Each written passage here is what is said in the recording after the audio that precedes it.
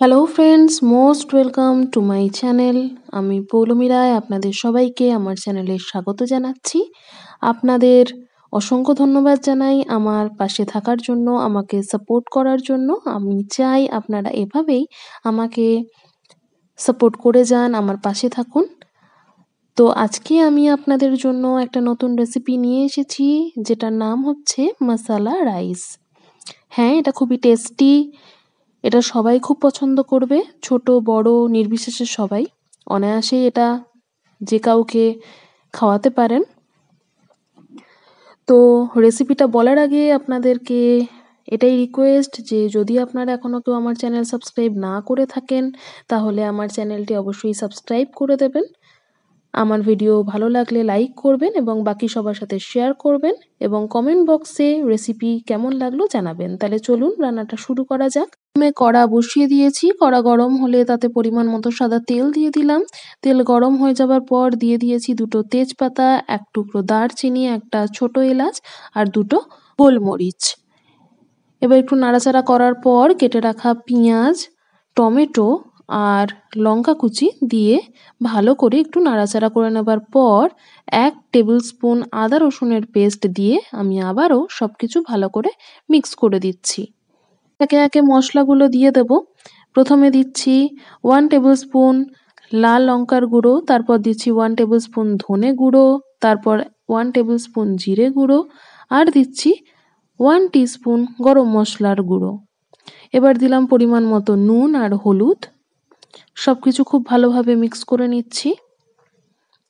এরপর দিয়ে দিচ্ছি কেটে রাখা সবজি, ফুলকপি, বিনস এবং গাজর সবই আমি কুচি কুচি করে কেটে নিয়েছি, দেখতে পাচ্ছেন।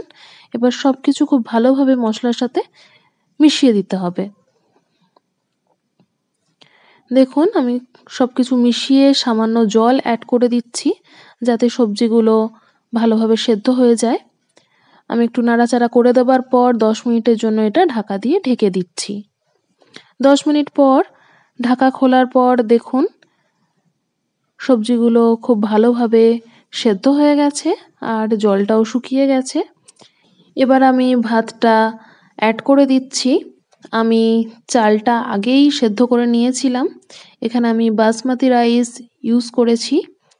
এবার খুব ভালোভাবে হালকা হাতে সবজিগুলোর সাথে ভাতটা মিশিয়ে দিচ্ছি। যদি নুন কম মনে হয়ে থাকে তাহলে এই সময়ে আপনি নুন অ্যাড করে দিতে পারেন। আমি তারপর 1 টেবিল স্পুন ঘি আর সামান্য ধনেপাতা কুচি দিয়ে ভালোভাবে এটা নাড়াচাড়া করে নিলাম। আপনাদের মশালা রাইস কিন্তু একদম তৈরি হয়ে গেল। সবশেষে আমি একটা হাফ পাতিলেবুর রস অ্যাড করে দিচ্ছি এবং আরেকটু নাড়াচাড়া করে দিচ্ছি। লেবুর রসটা এর মধ্যে মিশে একটা সুন্দর স্মেল আসে, টেস্টটাও দারুণ হয়। দেখুন রাইস একদম রেডি। আমাদের মশালা রাইসটা আপনারা যে কোনো ডিশের সাথে পরিবেশন করতে পারেন। সেটা আলুর দম হতে পারে, পনির হতে পারে বা চিকেন কষা বা মাটন, যে কোনো আইটেমের সাথে এটা খুব ভালো যায়। খেতেও খুবই টেস্টি। এটা অবশ্যই আপনারা ট্রাই করবেন। তো সবশেষে আরেকবার আমি রিকোয়েস্ট করি, যদি কেউ আমার চ্যানেল সাবস্ক্রাইব না করে থাকেন তাহলে অবশ্যই সাবস্ক্রাইব করে দিন। আমার ভিডিও বাকি সবার সাথে শেয়ার করুন। ভিডিও ভালো লাগলে অবশ্যই লাইক এবং কমেন্ট করে নিজের মতামত জানাবেন। আমার রেসিপি দেখার জন্য অসংখ্য ধন্যবাদ। এভাবেই আপনারা পাশে থাকুন, এটাই আমি চাই।